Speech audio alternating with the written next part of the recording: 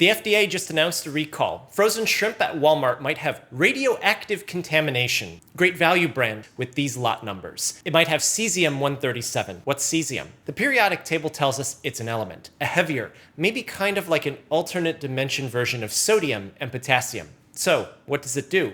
Well, not very much. Earth doesn't have a lot of cesium, so we're not going to just run into it in nature. And the body might treat it like sodium or potassium, and when cells find out that it's neither one, they'll just continue to use sodium or potassium because there's so much of both in the body. But because cesium is heavy, it can be radioactive, and this can be a problem. Actual radiation from heavy radioisotopes, not the ones that they say that you get from eating bananas, destroy the DNA and prevent cells from repairing the destruction. This will damage current cells, and that looks like blistering, rash, and then like a burn. And then the damage will linger on to new cells, hence why uncontrolled radiation is carcinogenic. And when cesium does it, the only thing pertinent to cesium is how it distributes in and gets eliminated by the body. And interestingly, we have an idea of how those happen because it's happened to people before. In 1987, Brazil, 50 people were accidentally exposed to a scavenged medical radiation source of cesium-137. They had acute radiation syndrome with skin lesions, burns, eye injury. But those who had the worst exposures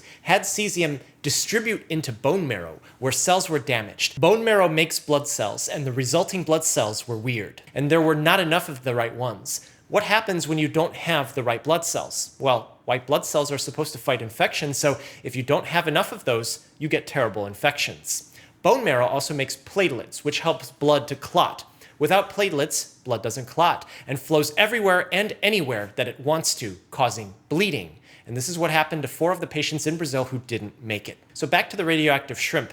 Where did the cesium contamination come from? We don't know. The measured amount that the Border Patrol has seen so far isn't as much as the Brazilian incident, but what we do know is if you have this brand of frozen shrimp with these lot numbers, don't eat them. Dispose them. As far as we know, they're not radioactive to the touch, so you're fine shopping at the store, but please dispose of food every time there's possible radioactive contamination announced.